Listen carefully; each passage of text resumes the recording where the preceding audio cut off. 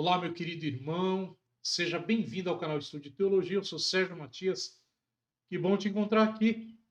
Neste programa, nós vamos refletir o respeito com que se deve assistir à Santa Missa. Confira aí.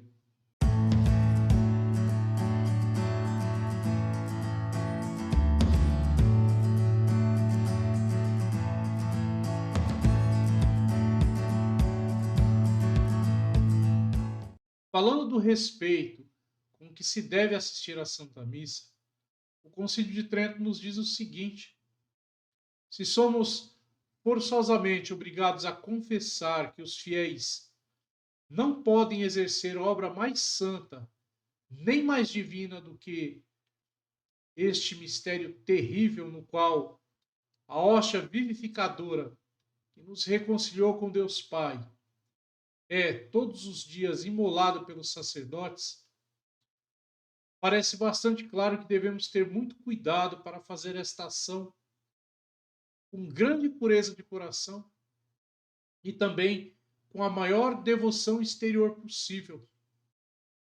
E essas palavras elas dizem respeito tanto aos fiéis como ao celebrante. O historiador Flávio Joséfo relata que no tempo de Salomão, 700 levitas e sacerdotes estavam ocupados todos os dias do ano em imolar as vítimas, ocupados em purificá-las, em queimá-las sobre o altar, né? E que esta ação inteira ela se fazia num profundo silêncio e respeito. Veja, este sacrifício antigo eram somente símbolos do sacrifício maior de Cristo que nós rezamos na Santa Missa. Então, com que fervor, com que silêncio e atenção nós devemos assistir a este sacrifício verdadeiro? Os primeiros cristãos nos deram, então, admiráveis exemplos a esse respeito. Segundo o testemunho de São João Crisóstomo, ao entrar na igreja, beijavam humildemente o assoalho e guardavam durante a Santa Missa tal recolhimento que se julgava estar em um lugar deserto. Era de observar o preceito da liturgia de São Tiago, que diz que todos devem se conservar no silêncio, no temor, no medo e no esquecimento das coisas terrestres, quando o Rei dos Reis, nosso Senhor Jesus Cristo, vem imolar-se e dar-se como alimento aos fiéis. Não é? São Martinho, ele acaba por se conformar exatamente com essa recomendação de São Tiago. Ele nunca se sentava na igreja. Ficava de joelhos ou de pé. Orava com um ar compenetrado, como se estivesse ali com um santo assombro. Né?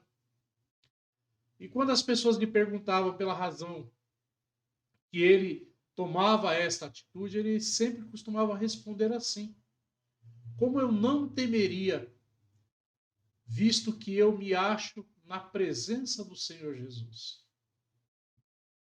Então, diante dessa situação, como outrora Deus falou a Moisés, né, ele poderia nos dizer hoje, nos nossos corações, que nós devemos tirar os sapatos dos nossos pés, porque o lugar onde nós estamos entrando é santo. As nossas igrejas são santas, são sagradas.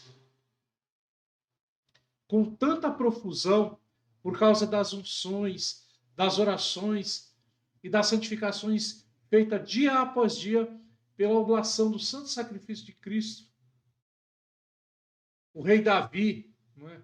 Que era o rei eleito por Deus, tremendo de temor, ele se aproximava da Arca da Aliança. E nós, não vamos também ter esse mesmo temor santo ao entrar na igreja, onde se acha o Santíssimo Sacramento? No livro do Gênesis, nós vemos duas passagens bíblicas onde esse temor ele é representado. Deus adverte: olha, tremei diante do meu santuário. E ainda quando Jacó exclama: quão terrível é este lugar, é verdadeiramente a casa de Deus e a porta do céu. Então, colocando o Santíssimo Sacrifício sob esse aspecto, né, que nós devemos nos perguntar e pensar a respeito de como nós cristãos temos nos comportados na igreja e principalmente durante a Santa Missa. Muitos de nós se comportam como se estivéssemos na rua ou em casa, né? Os anjos adoram, tremendo e prostrados, a divina majestade de Cristo Jesus. E entre os assistentes há pessoas que lançam aqui e acolá olhares curiosos e provocadores, não é? Ocupam-se das pessoas que ali estão presentes, pensam nos negócios que farão amanhã, pensam nas suas vaidades, falam sem pudor de coisas inúteis, talvez até de coisas más, né? São semelhantes àqueles vendilhões no templo e faziam da casa de oração uma casa de ladrões, não é verdade? As nossas igrejas são mais do que uma casa de oração. Elas são verdadeiramente a casa de Deus, porque elas estão habitadas por Cristo Jesus dia e noite no sacrário, no Santíssimo Sacramento do altar. Veja, queridos irmãos, eu estou dizendo que é proibido responder a uma pergunta útil, nem muito menos proferir palavras necessárias. É proibido, na verdade, conversar coisas inúteis, fazer observações sobre o próximo, né, ali a fofoca, saudar-se mutuamente como se estivesse se encontrando na rua e outras coisas semelhantes que impedem de seguir atentamente a Santa Missa. Jesus Cristo nos previne no Evangelho de Mateus, capítulo 12, versículo 33, 36, dizendo que os homens darão conta no dia do juízo de toda a palavra ociosa. Então, irmãos, por que deve haver palavras inúteis e ociosas, não é, proferidas durante a realização do mistério do altar? São João Crisóstomo, né, grande padre da igreja, ele diz que os que falam e riem durante a Santa Missa, eles merecem ser removidos do ambiente sagrado. E com essa ameaça, né, o Santo Doutor aponta também os que, por direito e dever, deveriam medir essas irreverências. Né? Os pais que não repreendem os filhos, não é? Os líderes que não repreendem aqueles que são liderados. Tem que haver, não é, um diálogo, um ensino para que se dê o devido valor e o respeito, não é, aos momentos em que nós assistimos à Santa Missa. Uma outra coisa é a própria reverência com que nós assistimos a este santo sacrifício. Muitos assistem de joelhos. Não é? São Paulo nos convida a esta forma de assistir à Santa Missa quando nos diz: ao nome de Jesus, todo joelho se dobre no céu, na terra e nos infernos. Está lá em Filipenses capítulo 2, versículo 10. Então, com muito mais razão, nós devemos guardar essa atitude durante a presença real do Divino Salvador. Ou seja, desde o momento da elevação até o momento da Santa Comunhão. Muitas pessoas têm o mau costume de ficar de pé durante a Santa Missa. Às vezes faz uma pequena inclinação, não é? Durante a consagração e logo depois se recolocam na posição de pé. Como se Jesus não estivesse presente. Veja, aqui eu não estou falando das pessoas que não podem se ajoelhar ou que têm alguma dificuldade com isso. Não. Quem não puder permanecer de joelhos durante toda a missa, poderia ficar em pé até o momento da consagração e depois a comunhão. Né? Nesse intervalo, mostrar ali uma posição, uma postura de reverência, não é verdade? Uma outra coisa é com relação à presença real de nosso Senhor Jesus Cristo, que acaba tornando inconveniente um costume de muitas pessoas assistirem à missa sentadas, sem motivo de força maior. Aqui eu não estou colocando aqueles que têm a dificuldade. São as pessoas que não têm um motivo de força maior. Imediatamente depois da elevação, algumas pessoas se sentam sem motivo algum. Veja, se essas pessoas estivessem na presença de pessoas de autoridade dessa terra, em qualquer tipo de reunião, não é? A força com certeza não lhes faltaria, mesmo para tomar atitude muito mais penosas do que estar de joelhos. Um grande exemplo que eu trago aqui, que eu li esses dias num livro sobre liturgia, é que a piedosa imperatriz Leonor, ela foi esposa de Leopoldo I, não é? Ela assistia sempre à missa de joelhos. E quando algumas pessoas lhe aconselhavam de poupar a saúde e ser visto numa cadeira de braços para que ela se acomodasse, ela dizia: todas as pessoas se inclinam diante de mim, né? Eu que sou pobre e pecadora. Ninguém da minha corte ousaria sentar-se na minha presença.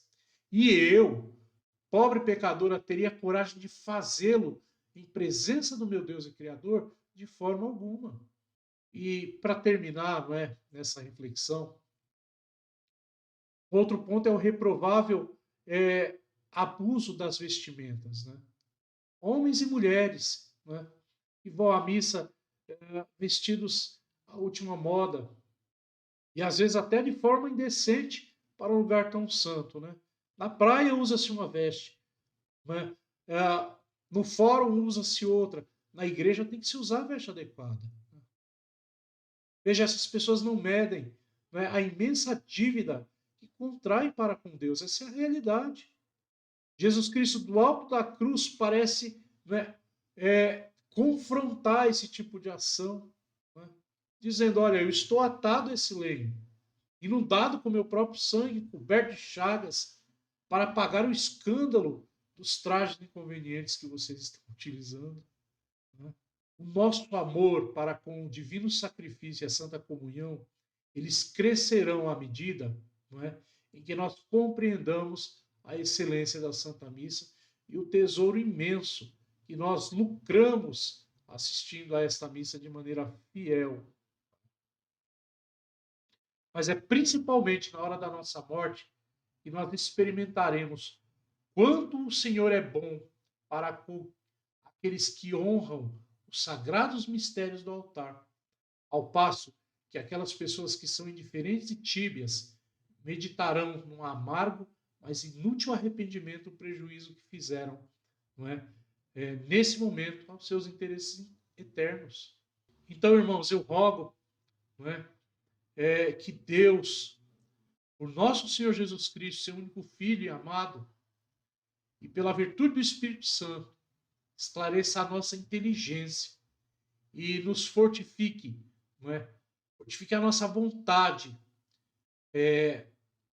para que no momento de assistir à Santa Missa, nós possamos aproveitar, não é, todos os momentos, as circunstâncias, as orações, as oblações para a nossa alma, e nos façam participar das orações eternas no santo sacrifício de Cristo Jesus. Irmão amado, se você gostou desta aula, deixe seu like e compartilhe com os seus amigos. Se você ainda não é inscrito no nosso canal, inscreva-se, clique no sininho para receber as notificações e você será avisado todas as vezes que um programa nosso for ao ar, tá bom? Foi uma grande alegria ter você aqui na nossa companhia. Que Deus te abençoe e nós nos encontramos muito em breve. Tchau.